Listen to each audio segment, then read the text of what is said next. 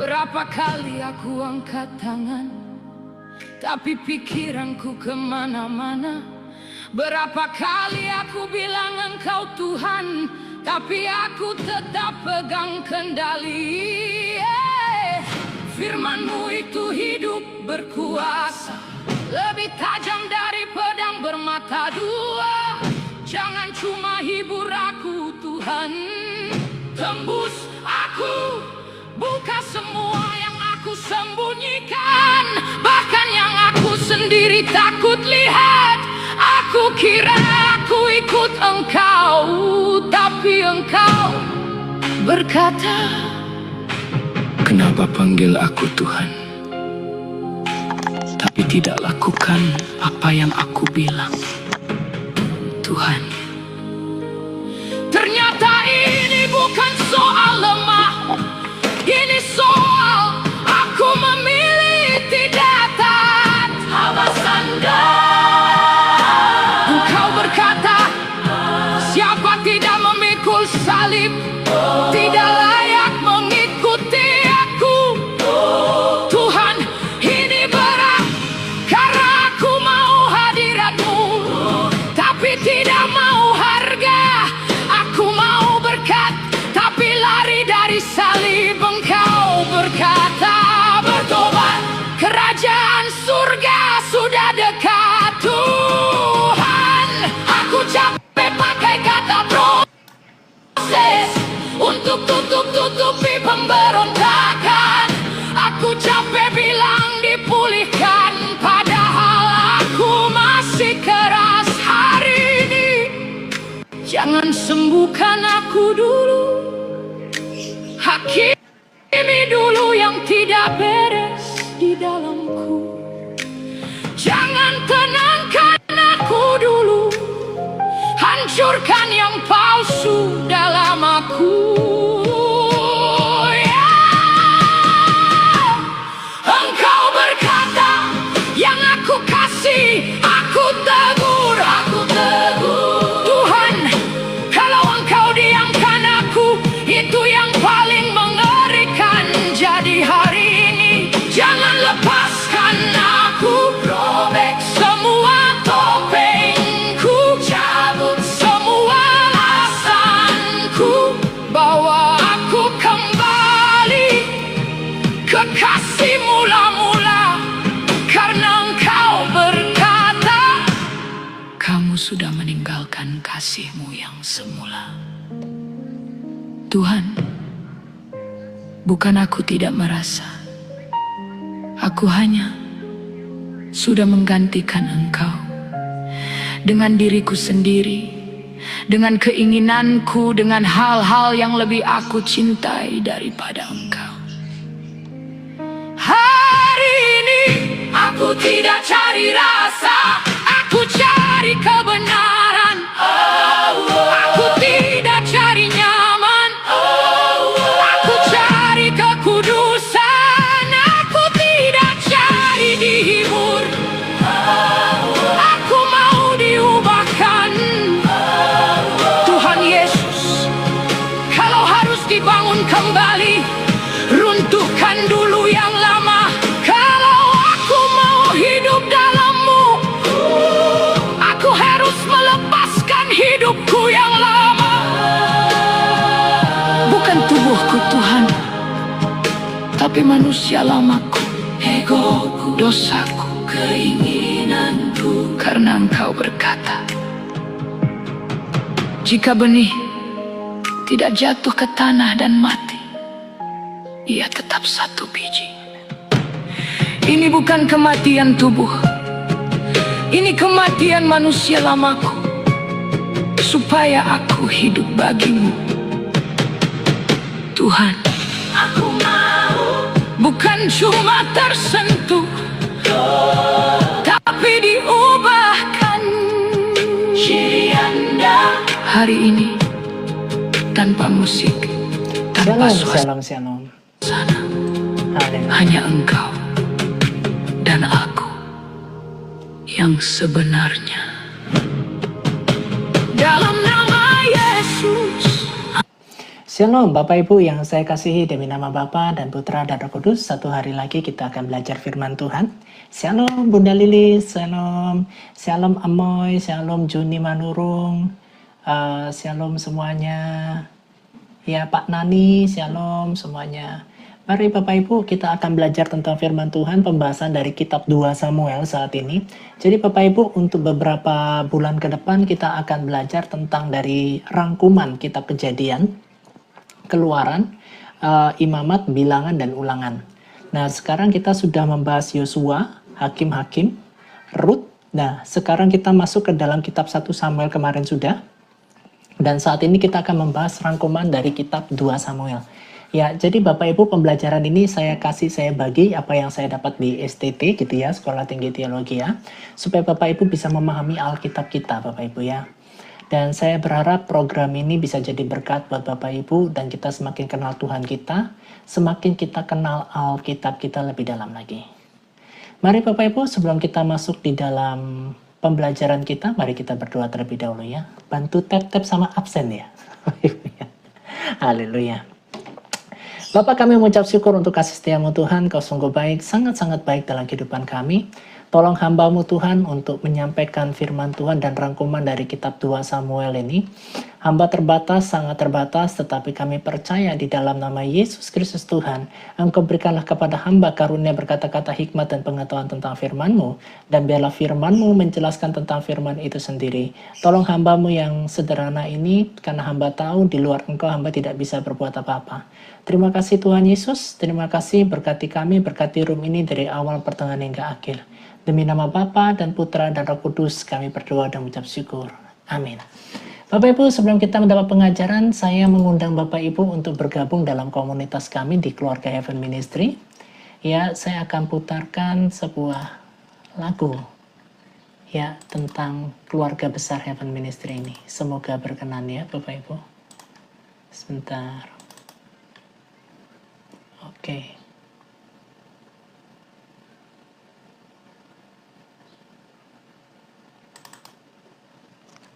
Ya, kita nikmati lagu ini ya.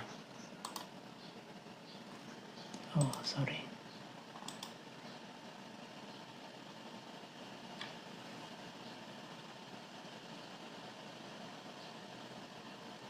Ya.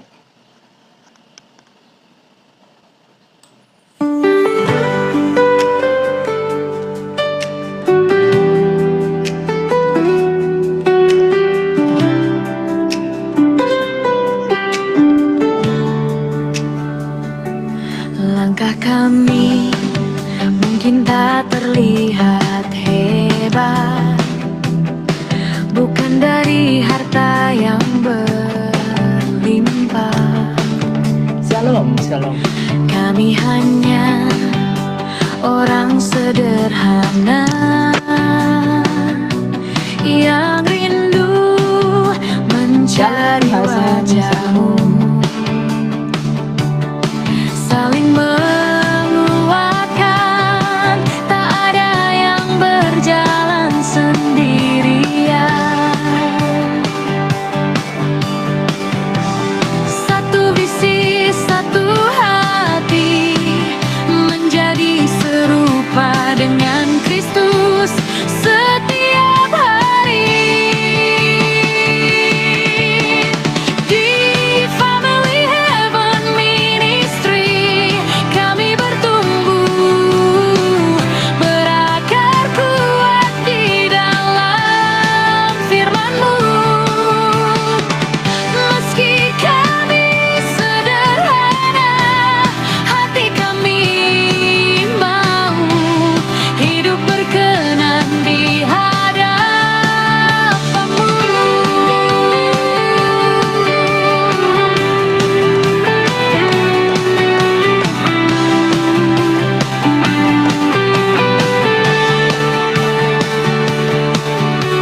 Shalom, Bunda Delena. Murnikan hati kami Tuhan, jadikan kami persembahan yang hidup, sampai garis akhir kami berdiri.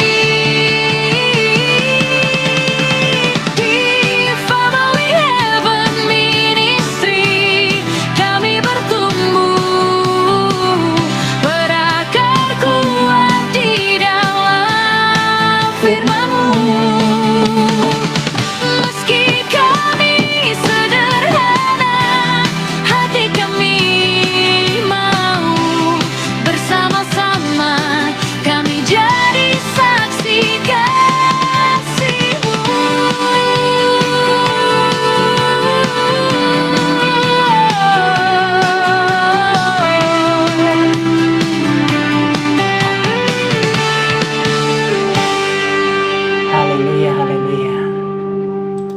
semoga lagu ini memberkati dan semoga keluarga Heaven Ministry bisa jadi berkat buat Bapak Ibu semuanya ya.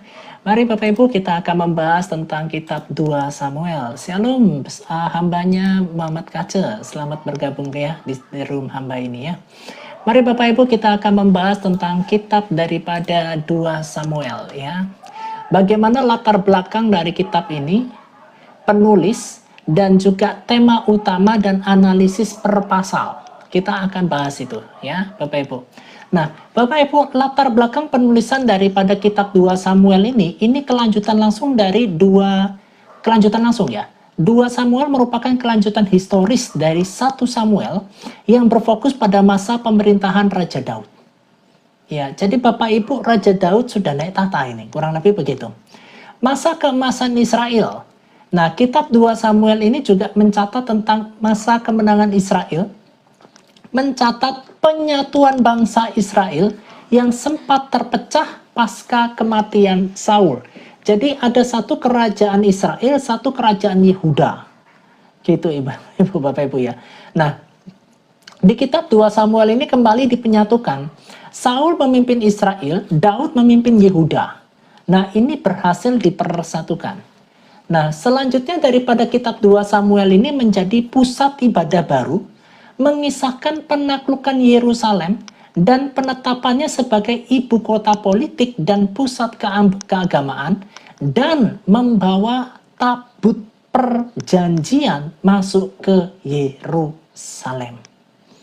Nah Bapak Ibu, nama kata Yerusalem ini tidak akan pernah bisa terhapus dari peta dunia. Nama Yerusalem ini akan tetap abadi sampai kapanpun. Nama bangsa-bangsa bisa berubah, tetapi nama Yerusalem tidak akan pernah berubah dari sana. Dari mana? Dari zamannya Abraham, Raja Salem, ya sampai di zamannya hakim-hakim, Yerusalem akan tetap. Kok bisa begitu kok? Karena ada tabut perjanjian di sana. Ya, tabut perjanjian akan masuk ke tempatnya Israel, makanya Israel punya ibu kota yang namanya Yerusalem.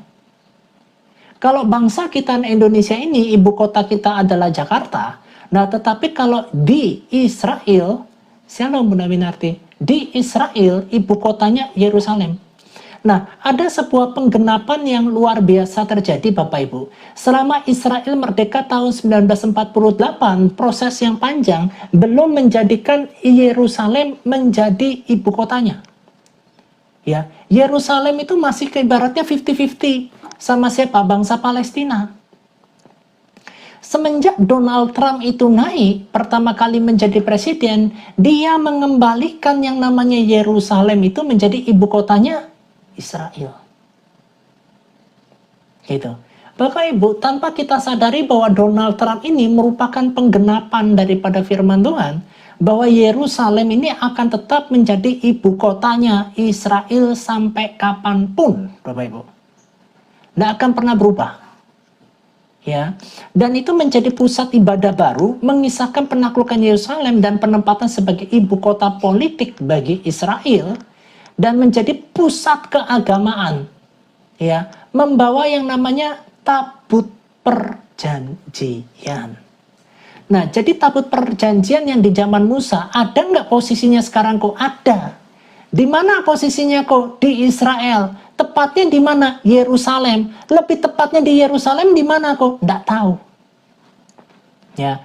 Dan tabut perjanjian Bapak Ibu itu nggak bisa menjadi yang namanya objek pariwisata. Nggak bisa.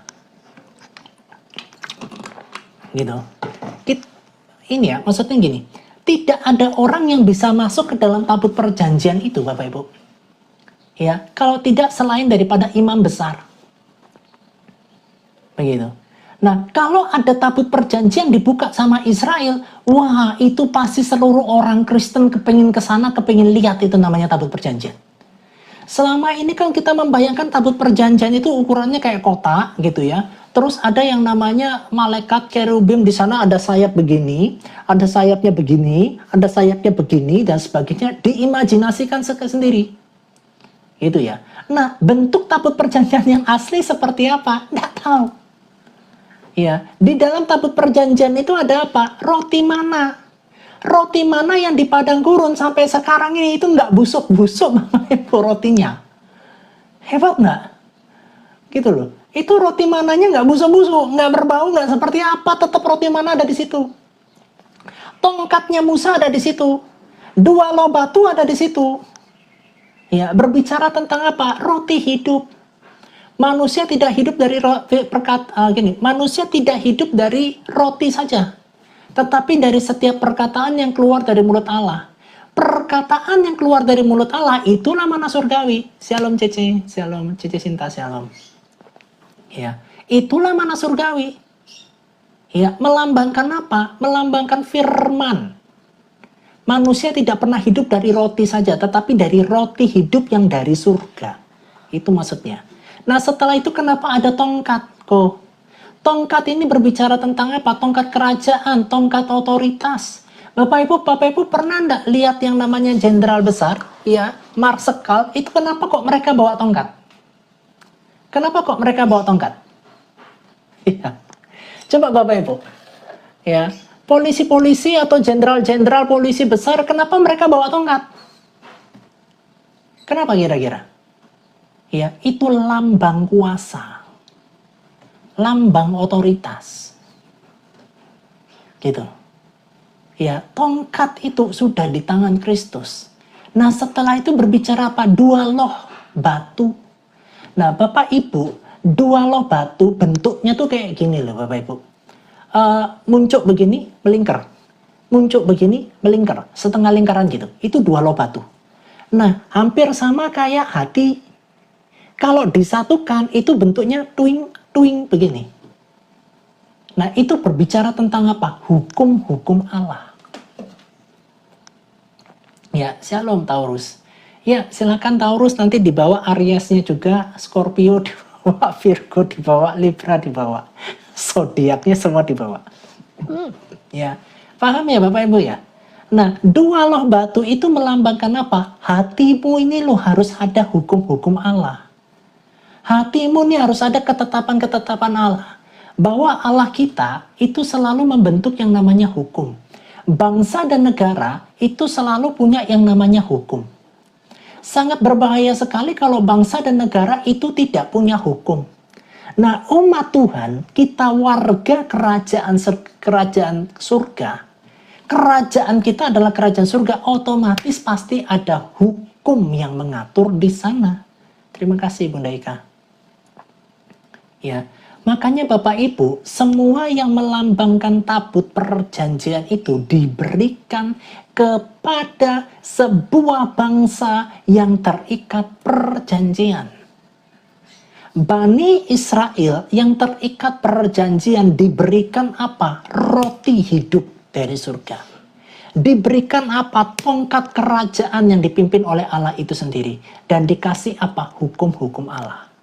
Itu tidak ada bangsa selain bangsa Israel yang mendapatkan hukum itu.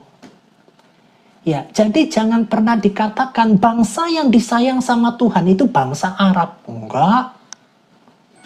Bukan bangsa Arab. Tuhan itu sayang semua bangsa di dunia.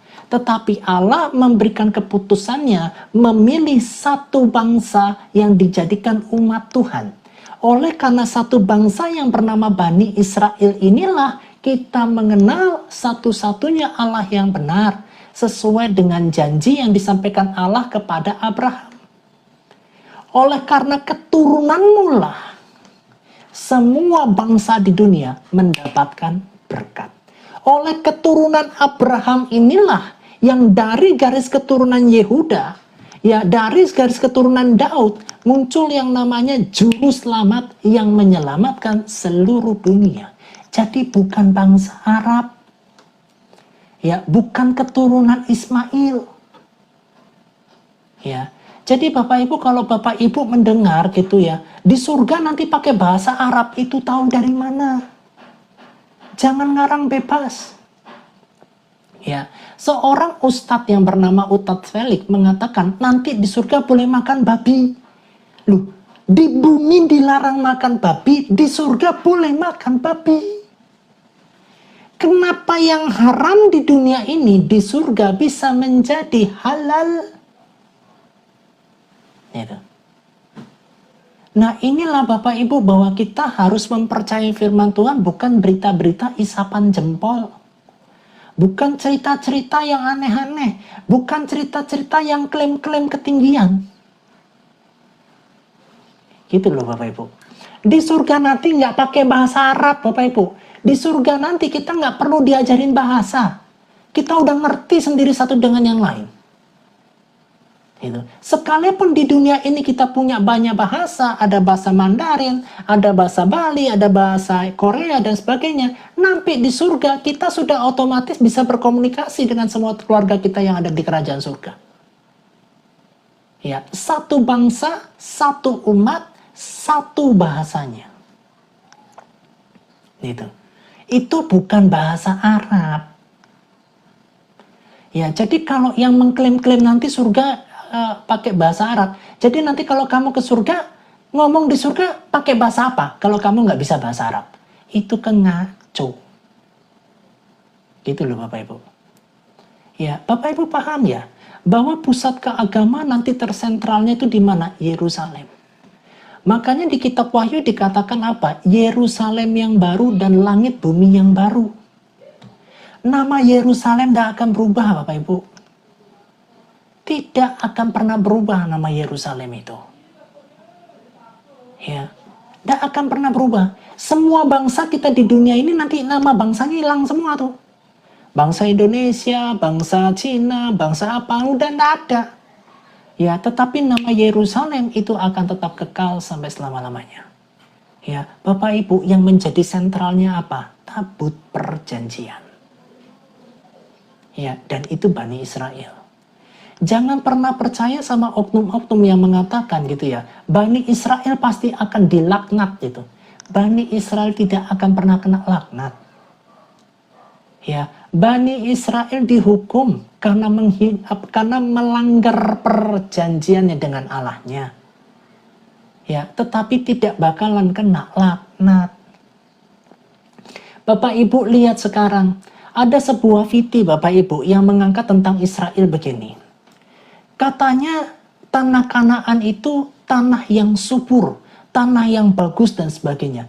Bapak Ibu, ada kejadian yang sangat aneh sekali di tanah Israel itu. Ya, pada saat Bani Israel masuk ke tanah perjanjian untuk pertama kalinya, the first pertama kalinya Bapak Ibu, tanah itu subur, tanah itu luar biasa bagusnya.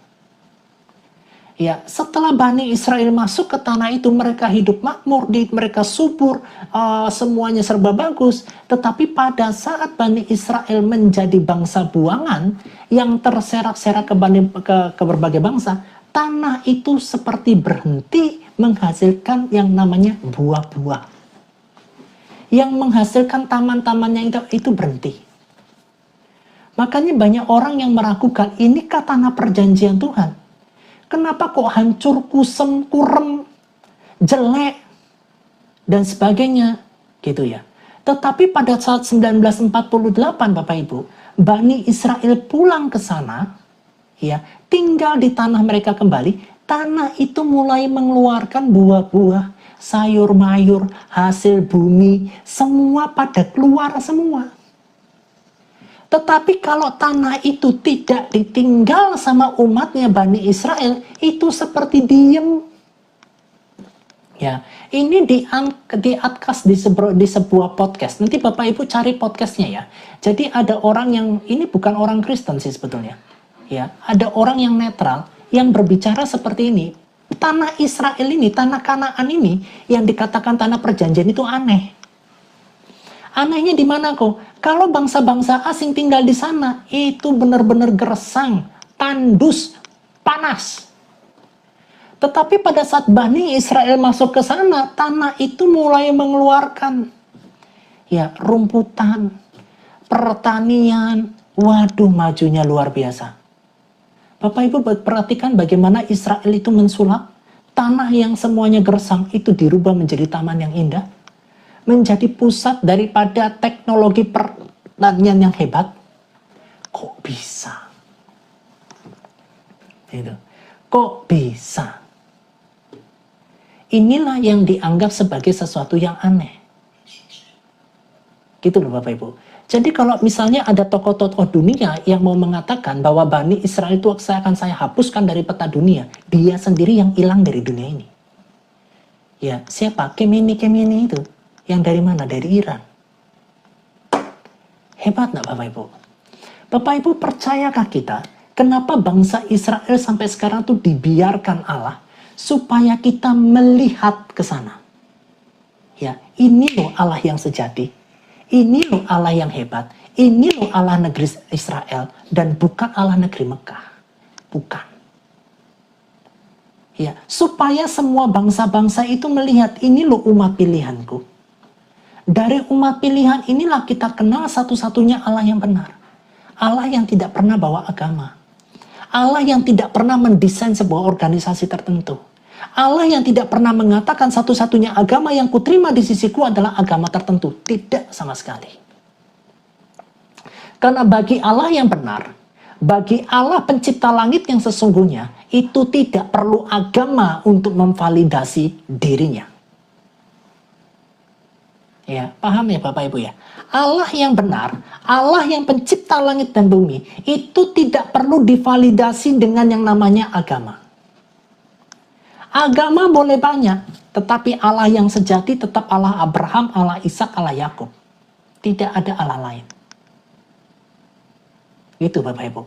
Makanya kenapa semua kitab Taurat, kitab Injil, semua yang tertulis dalam Alkitab itu selalu membicarakan daripada umatnya sendiri, yaitu Bani Israel.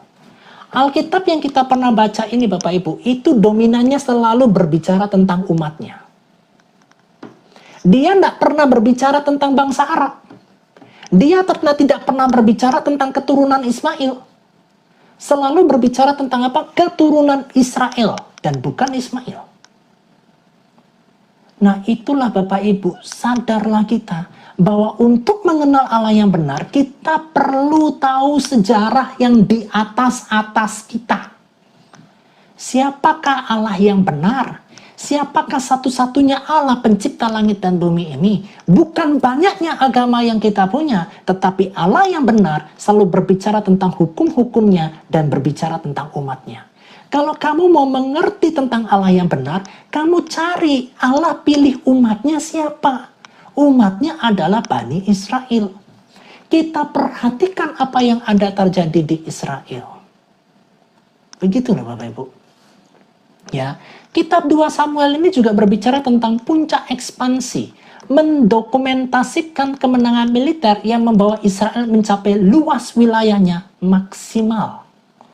Di zaman Raja Daud inilah luas daripada Bani Israel itu maksimal. Tetapi sekarang ini belum maksimal Bapak Ibu. Belum. Ya, harus sampai ke Araba Yordan. Harus sampai sepanjang jalur Gaza itu termasuk punyanya Israel. Sampai nanti ke sungai Efrat. Ya, sepanjang sungai Efrat itu punyanya siapa? Bani Israel. Di zamannya Raja Daud inilah ekspansi ini luar biasa. Makanya kenapa Daud, Nabi Nathan, Gad, Samuel mendokumentasikan akan hal ini. Untuk apa? Mencatat sejarah supaya tidak dilupakan oleh keturunan-keturunannya. Dan kita ini harus bersyukur Bapak Ibu. Bahwa Allah kita ini menjaga daripada puncak sejarah ini. Ya, yang sampai saat kita ini kita bisa pelajari dan kita bisa teruskan ke generasi-generasi di bawah kita. Nah, makanya untuk orang tua, saya hanya berdoa, Pak, kembali ke kitab Yosua, Pak. Pelajari Alkitabmu, Pak. Bu, pelajari Alkitabmu, Bu. Ceritakan kepada anak-anakmu siapakah Allah yang benar itu. Allah yang benar tidak pernah bawa agama. Ya, Allah yang benar selalu berbicara tentang kamu kuberikan hukum. Kamu kuberikan 2 loh hukum, 2 loh batu yang harus ada di dalam hatimu. Tongkat kerajaanmu tuh harus Mesias dan firman. Dan kamu harus terima roti mana surgawi. Kalau agama itu menjadi sesuatu yang penting bagi Allah kita sudah membicarakan agama itu di mana? Di Gunung Sinai. Ya, hai umatku Musa, bangunlah agama ketoprak humor. Jadilah agamanya ketoprak humor. Hai Bani Israel, sekarang kusahkan kamu menjadi agama bla bla bla. Maka muncullah agama bla bla bla. Ya, tetapi Allah yang sejati tidak perlu agama untuk memvalidasi dirinya yang pencipta itu. Ya, shalom Bunda Melisa. Itu loh Bapak Ibu. Makanya kalau Bapak Ibu mau kenal Allah yang benar, lewat umatnya Bani Israel. Jangan lewat keturunan Ismail. Keturunan Ismail itu mana surgawi nggak terima. Tongkat nggak terima. Ya, hukum-hukum Allah apalagi. Nggak tahu mereka. Gitu loh. Semuanya itu kiblatnya kepada siapa? Bani Israel. Ya, hukum-hukum Allah itu mulai dinyatakan saat kapan? Saat di padang gurun. Yang dibawa masuk ke tanah perjanjian. Abraham belum dikasih hukum-hukum Allah. Ishak belum dikasih hukum-hukum Allah. Yakub belum dikasih hukum-hukum Allah. Umat Israel yang ada di Mesir, yang dibawa masuk ke tanah perjanjian, di dalam perjalanannya, itu dikasih hukum-hukum Allah. Ya, Ismail nggak bakalan tahu hukum-hukum Allah. Gitu loh Bapak Ibu. Makanya saya tuh selalu berdoa gini loh. Para orang tua kamu tuh harus menceritakan yang benar. Ya, tentang sejarah kehidupan kita. Supaya anak-anak kita tuh jangan dikadalin gitu loh. Dikadalin sama-sama siapa? Sama sains. Nah, sadarkah kamunya kalau dulu kamu asalnya dari kakak gitu. Oh, berarti kita asalnya dari nyemot ya papi. Iya nak. Ya ampun Tuhanku. Supaya kita nggak ditipu-tipu dengan model-model temuan sains-sains. Gitu. Manusia itu dari nyemot. Ada Homo sapien, ada Pithecanthropus erectus, ada Pithecanthropus paleojapanicus. Ya. Anak kita malah percayanya berita-berita kayak gitu. Ya, nak. Kamu anak gadis tidak boleh berdiri di depan pintu ya. Kalau kamu berdiri di depan pintu jodohnya tidak ada. Nah, kalau kamu duduk di bantal, nanti bokongmu bisulan. Lah anak kita malah dikasih informasi yang kayak begitu. Ya, percaya tidak Bapak Ibu bahwa sains-sains yang salah, ya itu juga sudah masuk ke bangku-bangku sekolah. Termasuk tentang teori evolusi Darwin itu. Bapak Ibu. Nah kalau kita sebagai orang tua tidak pernah baca firman Tuhan, nanti anak kita tanya, papi, mami, bagaimana sih? Kok ada bahasa Indonesia, ada bahasa Madura, ada bahasa Ibrani, ada bahasa Yunani, ada bahasa Arab, ada bahasa Brasil, ada bahasa Cina. Itu awal mula bahasa dari mana papi, mami? Kalian mau jawab apa coba? Ya, kira-kira mau jawab apa, Bapak Ibu? Kalau anakmu bertanya seperti itu, kamu mau jawab apa? Oh, sudah dari sononya. Dari sononya bagaimana, papi, mami? Tidak tahu. Alkitab sudah menjawab. Ya, di dalam kitab Kejadian pasal yang ke-11. Semua itu satu keluarga, semua itu satu suku, semua itu satu bahasanya. Tetapi bahasa terpecah-pecah. Bapak Ibu. Ya, bagaimana kita menjelaskan? Kita jangan mewariskan agama seolah-olah agama kita paling oke, paling besar. Oh, ini bagus. Shalom kok, saya mau tanya, apa UFO itu ada? Jawabannya ada. Dari mana datangnya kok? Apakah dari luar bumi? Jawabannya tidak, dari dalam bumi. UFO itu diciptakan, bukan dia datang dari luar bumi. Cerita yang lagi rame-rame UFO sama alien tuh gimana? Nanti Sarah masuk ke YouTube saya, cari yang namanya Epenetus Live, cari yang namanya tema alien dan UFO. Saya sudah bahas di situ. Ya, saya sudah bahas sedetil mungkin di sana. Jadi nanti Kak Sarah masuk ke sana. Ya, Bapak Ibu paham ya sampai sini ya. Ini peristiwa Bapak Ibu. Ya, di kitab Samuel inilah kita mengajarkan tentang apa? Kelanjutan langsung, tentang cerita historis, ada sejarahnya. Ya, ada masa keemasan Israel, ada penyatuan dari Israel Utara dan Selatan.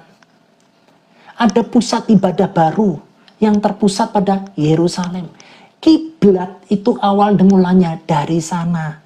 Kiblat itu bukan awal mulanya dari Mekah, Bapak Ibu. Kiblat itu terpusat, tersenter. Bahasa zaman sekarangnya monarki. Itu kiblat. Tujuannya adalah saat kamu posisi di utara, kamu menghadap selatan. Kenapa? Karena kiblatmu itu ada di selatan saat kamu posisi di utara.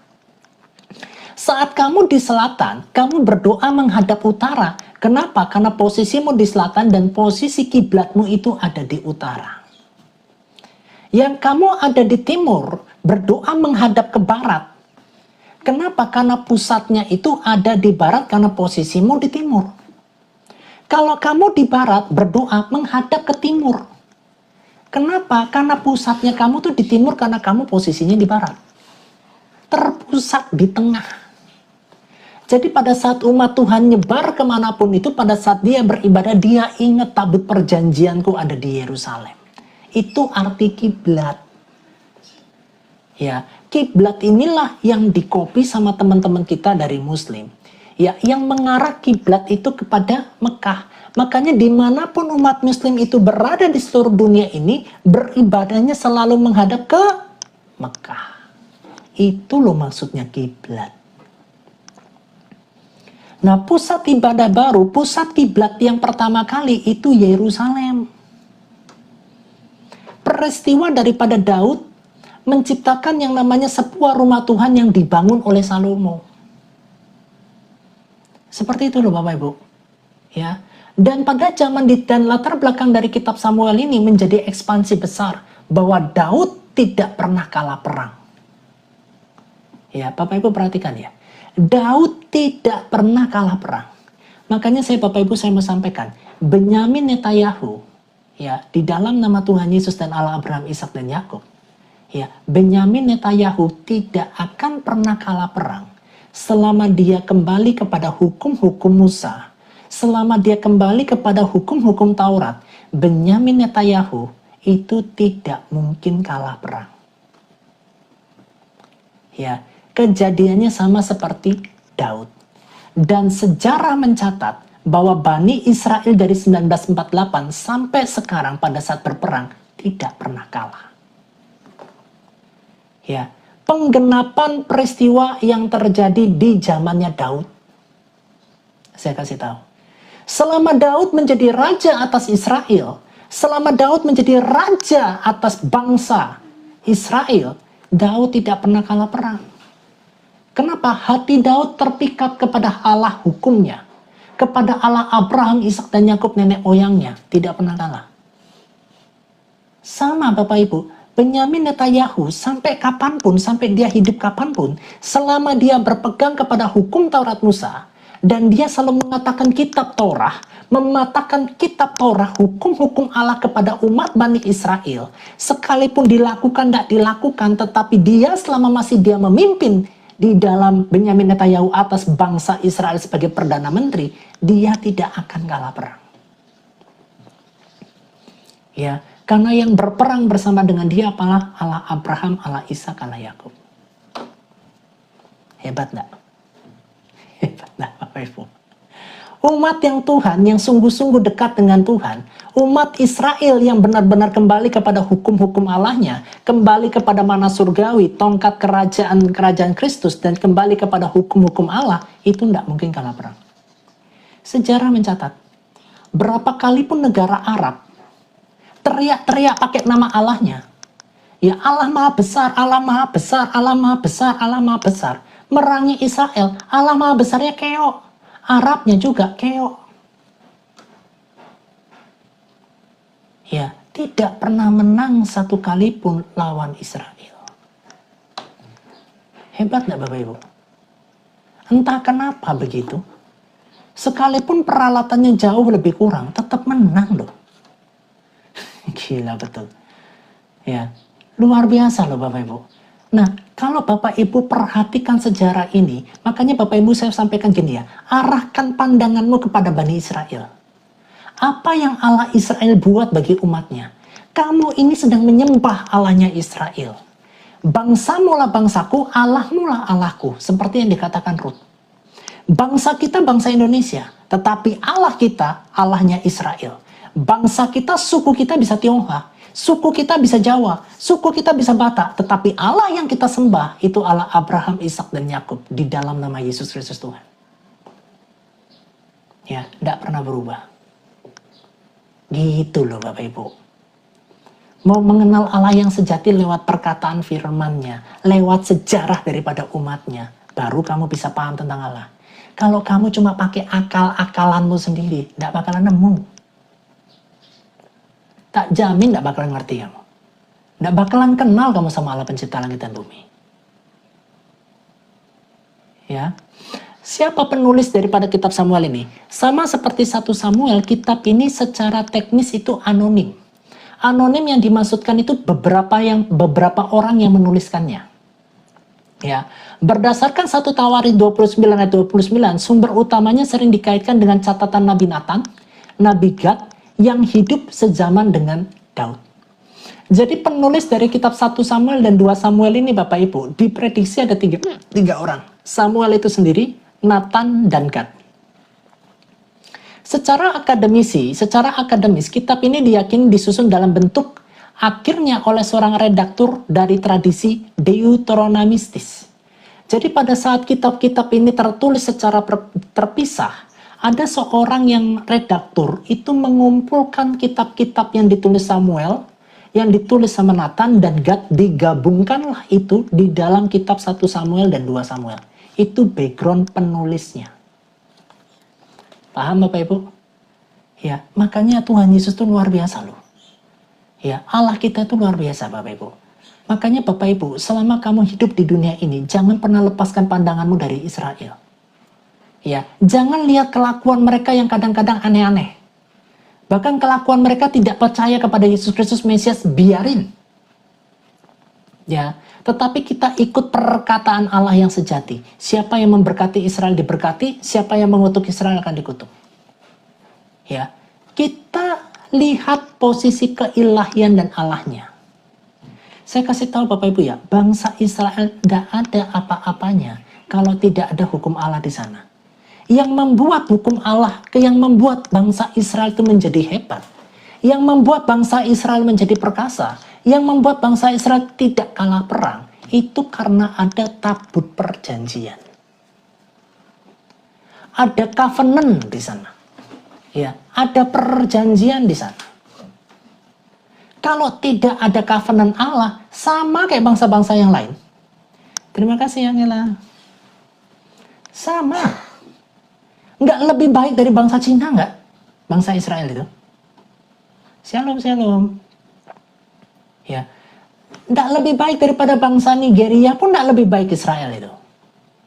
Yang membuat Israel hebat karena ada covenant dengan Allah. Makanya muncul di sebuah lagu Bapak Ibu.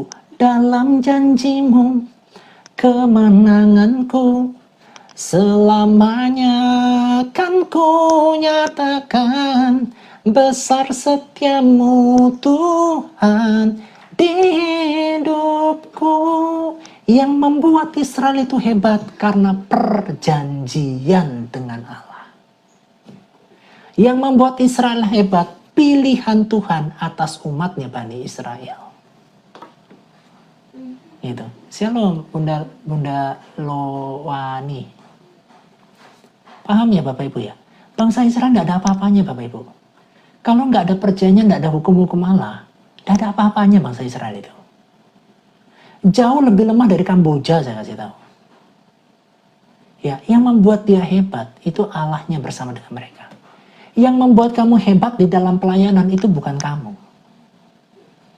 Yang membuat kamu luar biasa dalam aktivitas dan pelayananmu itu bukan karena kamu. Kamu berjalan bersama Sang Maestro yang namanya Yesus Kristus Tuhan, Sang Juru Selamat.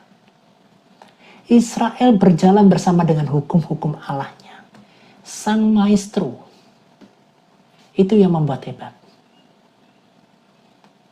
Ya, makanya kita bangga Bapak Ibu. Bersama Yesus, lakukan perkara besar. Bersama Yesus, tidak ada yang susah. Bersama Yesus, ada jalan keluar. Untuk masalahmu, untuk masalahku, untuk masalah kita semua. Bersama siapa? Sang Maestro, Mesias itu. Ya, makanya Bapak Ibu kitab Samuel ini mengajarkan kita, jangan pernah tidak berjalan dengan Sang Maestromu. Jangan pernah merasa bisa sendiri. Jangan pernah merasa kamu paling hebat. Jangan pernah merasa kamu berapologet paling ngerti semua ahli kitab. Jangan pernah merasa kamu lebih rohani daripada orang lain. Itu semuanya karena kamu berjalan bersama Sang Maestromu itu. Kalau kamu tidak berjalan sama Sang Maestromu itu, tidak ada apa-apanya kita ini. Saya sama kayak Bani Israel, Bapak Ibu. Ini saya mengatakan ini berdasarkan sudut pandang firman Tuhan ya. Bukan kita mau ngefans sama Israel kayak apa gitu, tidak perlu gitu loh. Jadi kalau Bapak Ibu nanti bangsa Israel main sepak bola, tarung sepak bola sama bangsa Indonesia, kamu harus dukung Indonesia. Kenapa? Karena itu main sepak bola. Ya, Piala Dunia kan sebentar lagi. Ya, yang kamu harus dukung apa bangsa Indonesia? Sejelek apapun bangsa kita bermain sepak bola, kamu harus dukung bangsa kita sendiri. Gitu loh, bukan dukung bangsa Israel. Ya, tetapi di dalam konteks Allah kita, dari konteks firman Tuhan, kita harus nurut perkataannya. Ya, terima kasih Jacinta.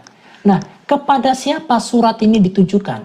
Generasi pertama yang dituju kepada bangsa Israel, khususnya umat buangan di Babel. Kenapa kok bisa kalah perang orang Israel? Mengganti penyembahannya, berbalik melawan Allahnya. Begitu jadinya. Ya, makanya Bapak Ibu pernah mendengar kisah Bileam? Ya, yang mau mengutuk Bani Israel. Bapak Ibu, kenapa Bileam akhirnya ditumpas? Ya, juga termasuk Bani Israel. Bileam ini Bapak Ibu yang mengajarkan bangsa-bangsa asing untuk mengalahkan Israel, ganti penyembahannya. Caranya lewat apa? Pernikahan.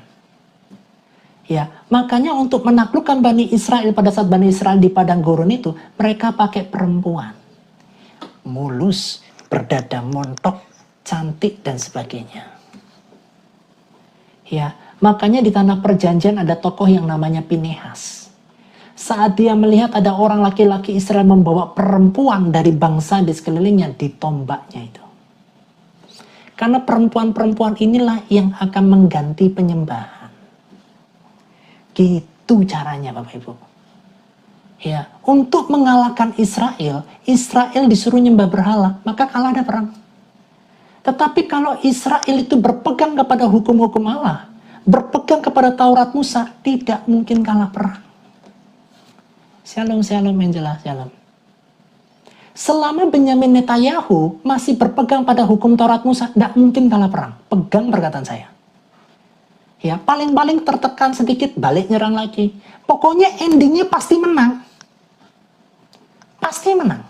Mau lawan Iran kayak Koit Iran itu, saya ngasih tahu. Koit. Ya, Allahnya berperang bersama dengan Israel. Itu Bapak Ibu. Hebatnya di sana. Ya, paham ya? Nah, kepada siapa surat Samuel ini ditujukan? Ya, kepada bangsa Israel, khususnya umat buangan di Babel. Ya, terima kasih Jacinta. Nah, bertujuan memberikan pengharapan melalui janji kekal Allah kepada Daud karena ada perjanjian Daud. Daud keluarganya punya perjanjian garam. Ya, makanya kalau Bapak Ibu nanti baca di dalam kitab Tawari pengulangan dari kitab 1 Samuel 2 Samuel, itu ada yang namanya perjanjian garam. Sekaligus memberikan peringatan bahwa dosa seorang pemimpin, Daud sekalipun, membawa konsekuensi fatal bagi bangsa.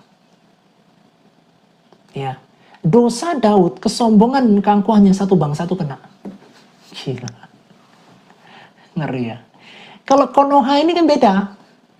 Ya, mereka yang membuat koperasi merah putih, ya, bangunnya di depan kuburan, aduh, bangunnya di atas puncak, aduh. Yang sengsara siapa? Bukan mereka yang sengsara, rakyat. Dana pajaknya dipakai untuk buat bangunan-bangunan yang nggak tahu posisinya dibawa kemana coba.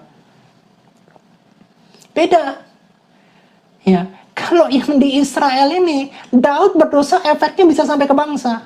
Daudnya luar biasa, efeknya satu bangsa luar biasa. Kalau kita ini kebalik, pemimpin kita, dewan kita buat ulah, kita yang sengsara. Mereka tetap enak. Aduh, berat saudara-saudara. Ya, makanya Bapak Ibu kita harus banyak doa lah buat bangsa kita lah. Ini kebalik Bapak Ibu, kebalik. Gitu. Sangat kebalik. Ya, terima kasih Baby. Kita lanjut ya. Nah, tema dan pembahasan daripada kitab Samuel ini adalah perjanjian Daud, ya. Pembahasannya sentra pada pasal yang ke-7 mengenai janji Allah tanpa syarat bahwa tahta dan keturunan Daud adalah kokoh untuk selama-lamanya, akar dari pengharapan mesianik.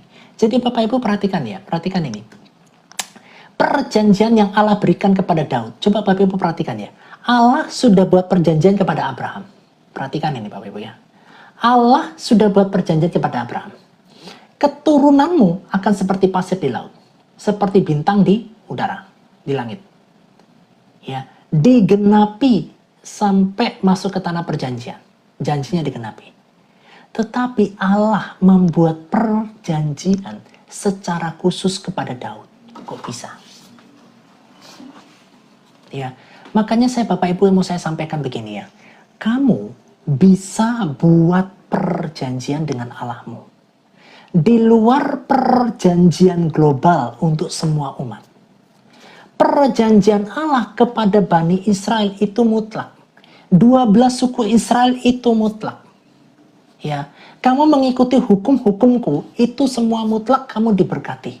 Tetapi Daud membangun perjanjian khusus dengan Tuhan. Yang sifatnya bagi dia dan juga untuk keturunannya.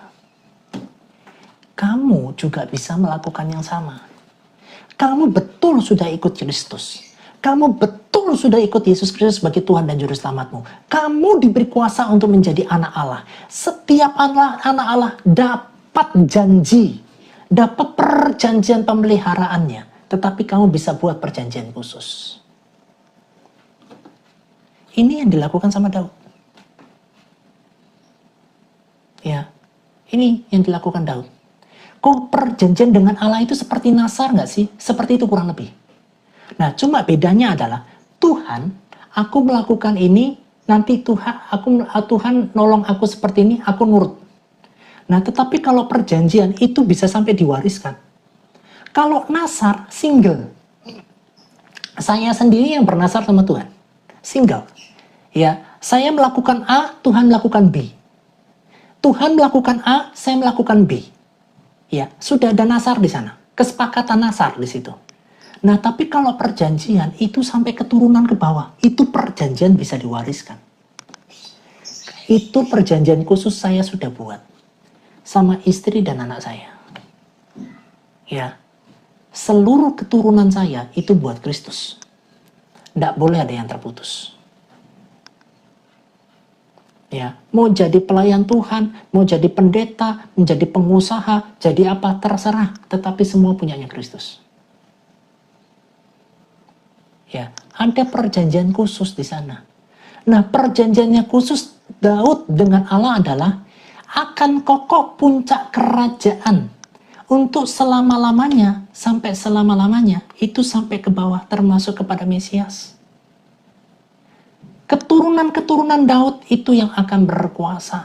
Punya yang namanya tongkat kerajaan. Bapak Ibu saya kasih tahu. Kerajaan Inggris. Ya, kalau Bapak Ibu bedah sampai ke atas. Kerajaan Inggris sekarang yang mata uangnya pound sterling.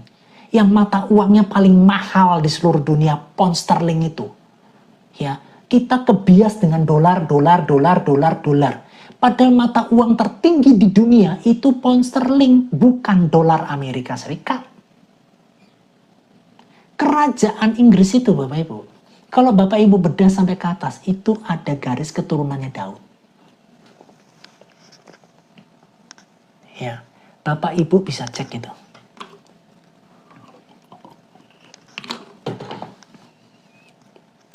Selalu ada di pemerintahan. Hebat nggak, Bapak Ibu? Kok bisa? Kok bisa loh? Ya, dari zaman Daud sampai Mesias, sampai ke kerajaan Inggris, itu ada darahnya dari keturunan Daud. Hebat ya? Kok bisa loh? Ya, jadi banyak yang tidak mengerti tentang perjanjian. Banyak beberapa tokoh-tokoh teologis mengatakan bahwa perjanjian sudah nggak usah dilakukan lagi. Kan sudah ada Kristus yang menggenapi perjanjian itu. Ya, tetapi perjanjian khusus masih bisa terjadi. Contohnya siapa? Daud. Dia punya perjanjian khusus.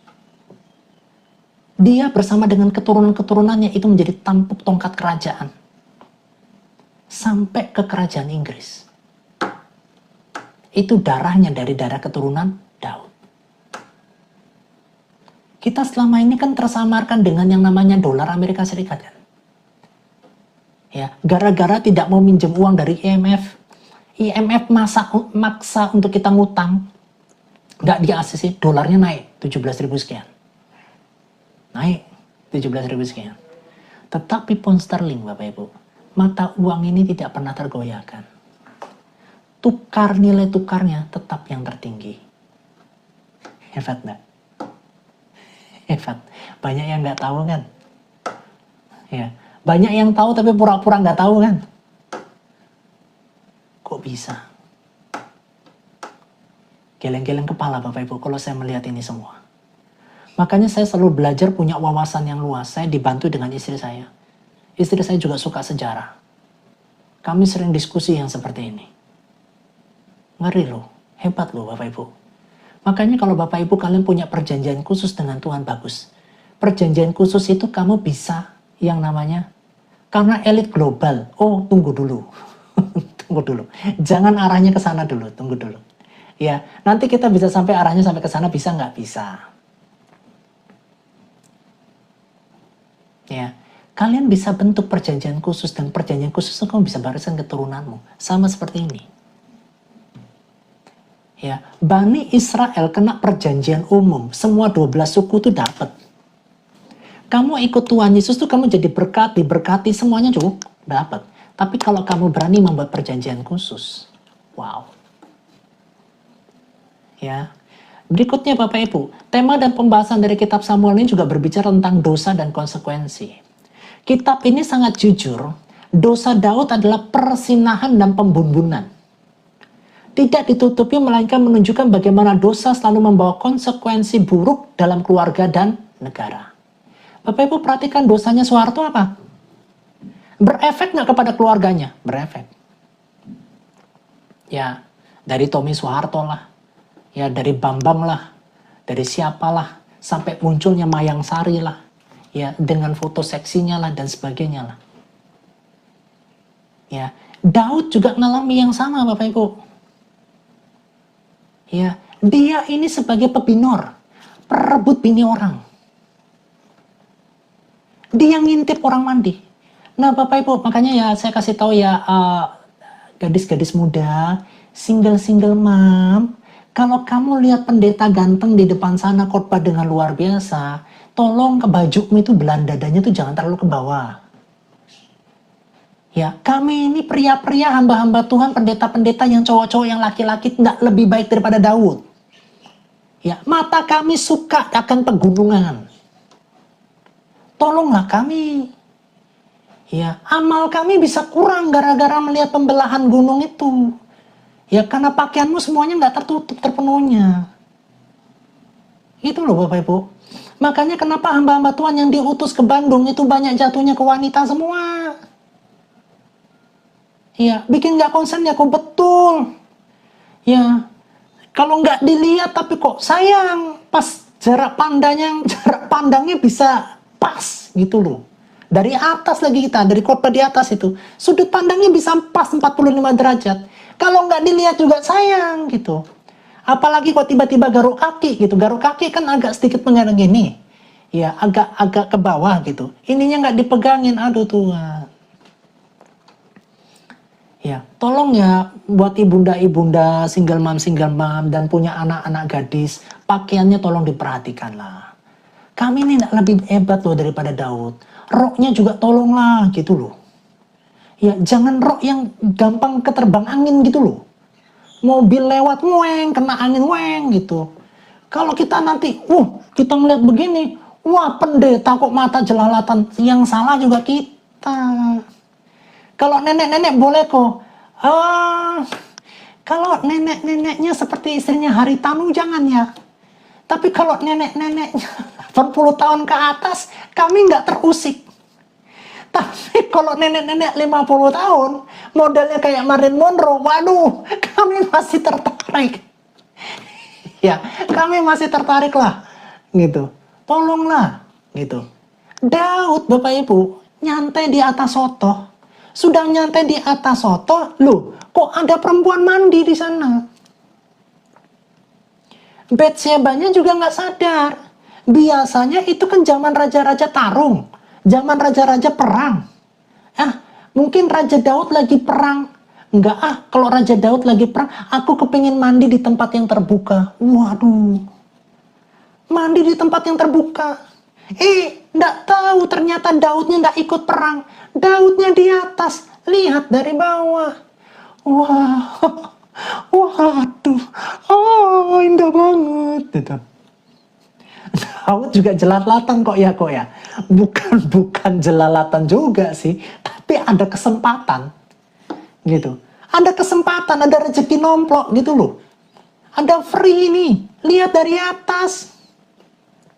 Loh. Kok ada yang mandi nih? Loh. Gitu. Untung Daudnya bukan Desta. Kalau Daudnya model Desta, wah tambah konyol lagi tuh. Loh, kok ada yang mandi? Putih lagi, bentuknya oke lagi, belum pernah melahirkan lagi. Waduh. Itu kesempatan nih. Ya. Setelah itu Daud panggil orangnya. Siapa perempuan itu? Kira-kira Bapak Ibu, saya mau tanya. Pada saat Batsyeba dilihat Daud mandi, kira-kira Batsyeba tahu nggak kalau ada yang lihat dari atas? Ayo, coba di tapping. Ayo, gitu. Jangan nyalahin laki-lakinya aja. Jangan nyalahin Daudnya aja. Bisa ya, bisa enggak. Nah, tahu ya. Nah, kalau dia tahu diintip sama Daud, kenapa masih terus mandi? Kenapa kok masih terus mandi di sana? Kenapa kamu nggak pergi lari masuk gitu loh? Pasti tahu ya, pasti tahu tuh. Loh, kamu sudah diintip sama Daud dari atas, bukannya kamu masuk ke dalam, tapi sengaja gitu loh. Nah, terus yang salah siapa? Kira-kira gimana Bapak Ibu? Yang salah siapa ini? Umpan pancingku. Umpan pancing ya. Kena pancingannya. Kerasa kan? Gitu loh. Apalagi kalau wanita. Saya kasih tahu ya Bapak-Bapak ya. Wanita nggak pernah mandi 5 menit itu jarang. Ya, saya mau tanya deh, Bu. Kalau mandi kira-kira berapa menit, Bu? Saya mau tanya dah. 20 menit? 15 menit? Nggak mungkin kan 3 menit? Betul nggak? Mandi 3 menit? Nggak kan? 15 menit? Nah 15 menit kayak begitu dia lihat. Mana? 20 menit? 20 menit? Nah tuh 20 menit. Gimana ini? Ya 10-20 menit. Dipanggil lah Batsyeba. Panggil dia ke istana gue weh. 10 menit kok, wah 10 menit standar lah. 10 menit standar ya. Rata-rata wanita tuh mandi 20. Belum keramasnya lah, nanti ada hand body-nya dan sebagainya. Kalau yang pakai berendam bisa 30 menit. Gitu. Ini kan ada unsur kesengajaan juga dari si Batsyeba ini. Gitu loh. dipanggil ke istana. Hari aku dipanggil ke istana nek, ketemu sama Raja Uut. Raja Uut. Iya, kepake juga. Gitu. Setelah itu apa? Hamil. Setelah hamil pusing. Kalau ini ketahuan hukum Taurat, dilemparin betong aku sampai metong. Waduh. Gimana gue nih bisa dilemparin betong nih? Dilemparin metong sampai betong gitu kan? Pakai betong gitu dilempari gitu. Akhirnya apa yang terjadi? Pakai politik. Ya. Akhirnya apa? Pebinor yang satu ini sukses mengeliminasi suaminya dengan politik. Ya, Betsebanya kok masih yayu-yayu. Tiba-tiba diangkat jadi istri ya hayu. Kayak mana ini? Aduh. Gimana? Gimana ini? Dua-duanya salah Bapak Ibu. Ya, tetapi konsekuensi yang terbesar diterima siapa? Daud. Dia terima. Anak itu metong.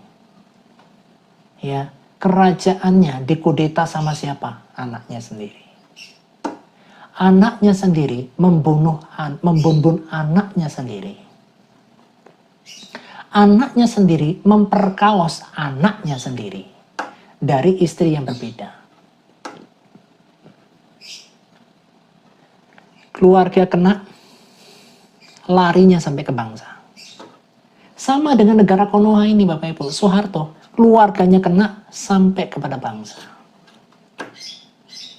Jadi kalau Bapak Ibu lihat keluarga kita dan lihat keluarga pejabat, pemimpinnya bermasalah secara keluarga, hati-hati. Itu bisa berefek sampai ke negara. Ya, itu sebab akibat ya, salah satunya hukuman Tuhan. Tuhan itu adil gitu ya, Tuhan itu adil, tetapi Tuhan itu juga memberikan yang namanya sebuah rotan bagi kita anak-anaknya. Tetapi Bapak Ibu perhatikan, dari dosa dan konsekuensi yang Daud lakukan, ada yang namanya kasih karunia Allah dari apa? Pertobatan Daud. Ya, kenapa Tuhan bisa mengadakan perjanjian dengan Daud? Padahal dia melakukan dosa yang seperti itu, jadi pebinor ya. Coba kalau pebinor itu hamba Tuhan, yang sekarang nih, hamba Tuhan GBI deh. Kalau ketahuan kamu ngomong apa? Ayo saya kasih tahu. Itu pasti bukan hamba Tuhan. Dipakai iblong, dipakai iblis. Itu pasti hamba Tuhan, iblis. Ya. Kalau ini terjadi, Daud ini terjadi di zaman kita sekarang, coba saya kasih tahu, banyak dari kita benci sama pendeta ini kan? Tetapi kalau pendeta ini bertobat, kamu nggak tahu kan? Betul nggak? Pendetanya bertobat kan nggak tahu kan? Tetapi dosanya kita tahu kan? Makanya Bapak Ibu saya mau sampaikan begini ya, jangan suka ngata-ngatai Pak Gilbert. Ya, sekalipun dengan kontroversial yang pernah terjadi saat ini termasuk kasusnya Freddy Sambo. Jangan suka ngata-ngatain daripada Pak Philip Mantova. Ya, sekalipun ada akun-akun gereja palsu, akun-akun satir. Gitu. Ya, akun-akun satir, akun gereja palsu yang ada di Instagram. Dia ngasih tahu kita boleh. Dia memberitahukan kita ada yang salah. Tetapi kan kita langsung mencap ini sesat, ini sesat. Semua pendeta di muka bumi yang ada di muka bumi Indonesia ini semuanya sesat. Betul nggak? Salah satunya gara-garanya akun palsu ini kan. Bermaksud untuk menegur, bermaksud untuk menyampaikan sebuah pesan bahwa ini ada yang salah. Tetapi imajinasi pikiran kita, kenapa ini pendeta sesat? Gereja Mawar Sharon sesat. Betul nggak? Betul nggak? Kita ini kan paling gampang ngomongin orang kan? Kita ini kan paling gampang ngomongin hamba Tuhan kan? Ya, hamba Tuhannya pakai baju sederhana ini, hamba Tuhan kurang berkat. Nah nih hamba Tuhannya pakai yang namanya jas bagus, jasnya mahal, ternyata dikasih orang, dikasih pengusaha. Ini pasti-pasti udah dari uang perpuluhan. Ya. Hamba Tuhannya pergi ke luar negeri, khotbah di luar negeri, langsung di searching, ada videonya. Jasnya berapa duit ya? Hemnya berapa duit ya? Jam tangannya berapa duit jam tangannya? Sepatunya berapa duit? Itu diteliti satu demi satu, dari jam tangan, jas, hem, ikat pinggang, sepatu, total yang dipakai pada saat khotbah di luar negeri 150 juta. Ayo. Padahal kalau untuk di luar negeri memang kita harus stylish dengan sangat-sangat rapi. Karena mereka sangat menghargai penampilan. Kita nih paling gampang suka ngomongin kan. Tapi sadar nggak, Pak Gilbert yang kita ngomongin, Ko Philip Mantova yang kita ngomongin, banyak pendeta-pendeta yang kita ngomongin saat mereka bertobat, kamu tahu nggak? Ya, saya kurang sependapat dengan programnya Pak Ko Philip Mantova, 1 juta gereja, 1 juta murid, 300 gereja lokal. Saya kurang sepakat. Tapi bukan berarti saya harus mengata-ngatai beliau. Ya, saya tidak sepakat dengan anaknya Pak Gilbert. Roh Kudus bicara sama saya jam 3 sore harus transfer ya, jangan di bawah 3 sore ya. Itu perhatikan uji saya bahwa Tuhan akan memberkati. Saya nggak sepakat dalam hal itu. Ya, tetapi bukan saya harus mengata-ngatai anaknya Pak Gilbert kemana-mana. Jemaat Tuhan, saya kasih tahu ya. Pendeta-pendeta yang pernah kamu kata-katain kalau dia bertobat dan Tuhan ampuni, siapa kita masih menghakimi? Bapak Ibu perhatikan, yang menjadi penggantinya Daud itu adalah Salomo, anak dari Batseba. Ya, perempuan selingkuhannya Daud. Kok bisa? Kok bisa? Ya, kalau ini sudah kasus ini di negara kita, di negara Konoha ini. Pak Prabowo. Ternyata yang menggantikan Pak Prabowo itu anak hasil selingkuhan. Waduh, rame. Ya, rame. Dikata-katain dah. Apalagi kalau netizennya kita warga plus 62 ini. Wah, hancur-hancuran. Kasus ijazah aja, ijazahnya Pak Jokowi aja ramenya sampai sekarang. Apalagi kasusnya Daud ini. Yang menggantikan Daud itu anaknya Batseba. Yang notabene hasil selingkuhan. Kalau sampai ini di warga plus 62, jadi apa itu digoreng sampai habis? Betul nggak? Makanya Bapak Ibu, di dalam firman Tuhan pengajar ini, saya mau kasih tahu kamu sebagai umat Tuhan, jangan terlalu gampang suka ngata-ngatai hamba Tuhan. Kamu nggak sepakat dengan pengajaran, nggak apa-apa. Gitu loh. Tapi kamu jangan ngata-ngatai. Jangan ikuti contoh orang-orang yang ngangkat-ngangkat ijazah palsunya Pak Jokowi itu. Ya, mulutnya itu, waduh, mulutnya hancur-hancuran itu. Ya, kamu nggak sependapat dengan Pak Gilbert, nggak apa-apa. Nggak sependapat dengan Pak Stephen Tong, nggak apa-apa. Kamu nggak sependapat dengan Ko Philip Mantova, nggak apa-apa. Ya, kamu tidak sependapat peristiwa yang terjadi pada keluarga besar Alex Abraham Tanu Saputra, nggak apa-apa. Ya, tapi jaga lidahmu dari ngata-ngatain hamba Tuhan. Ya, bertobat loh. Daud ini bertobat Bapak Ibu. Karena pertobatan Daud ini makanya berbicara tentang kasih karunia Allah. Meski Daud jatuh ke dalam dosa yang fatal, pertobatannya yang sungguh-sungguh mendatangkan pengampunan Allah, menunjukkan kedaulatan Allah, kasih karunia-Nya melampaui kegagalan manusia, bahkan mengikat sebuah perjanjian. Keturunan Daud tidak pernah lepas dari tongkat kerajaan Israel. Karena apa? Pertobatan. Makanya Bapak Ibu saya bicara gini loh, kita tuh jangan terlalu suka gampang menghakimi orang itu loh. Ya, yang sering terjadi apa? Bunda-bunda yang kasus perceraian. Ya, kamu bercerai, kamu memilih yang dibenci oleh Allah. Apa yang sudah dipersatukan oleh Allah tidak boleh diceraikan manusia. Tidak boleh kau pelayanan. Tangan kita nuding. Tidak boleh kau pelayanan karena kau hasil perceraian kau. Tapi sadarkah kita? Wanita yang korban perceraian bertobat. Menikah kembali. Dia hidupnya sungguh-sungguh. Keluarganya kok diberkati. Sedangkan keluarga kita yang tidak korban perceraian. Kok justru dia lebih diberkati? Kok justru dia dipakai Tuhan lebih hebat? Apa ini Tuhan ini? Nggak salah tapi pilih orang. Ya, kalau gitu aku ikut cerai aja deh. Bukan itu esensinya. Pertobatan Daud yang sungguh-sungguh itu yang mendapatkan kasih karunia. Pertobatan seorang perempuan yang korban perceraian, pernah bercerai tapi dia bertobat dengan sungguh-sungguh, Tuhan terima dia. Bahkan Tuhan bisa buat dia untuk berumah tangga kembali dan hidupnya bisa berbahagia. Tetapi kenapa kita pandai ngomongin orang? Ya, kenapa kita pandai ngata-ngatain orang? Ya, semua pendeta kita kata-katain. Ya, banyak pendeta kita masukkan di dalam akun satir kita. Ya, akun gereja palsu. Ya. Dan semua pendeta kita sesat-sesatkan karena ada salahnya lidah, salah tafsir Alkitab dan sebagainya. Kita mau bagaimana Bapak Ibu sebagai anak Tuhan ini? Ya. Bapak Ibu jangan suka terima khotbah yang ringan-ringan gitu loh. Ya, yang khotbahnya, wah Tuhan baik ya, Tuhan sayang sama kita. Enggak loh. Kamu tuh sudah dewasa rohani, sekalipun kamu bukan pelayan Tuhan. Kamu tuh sudah ikut Tuhan lama.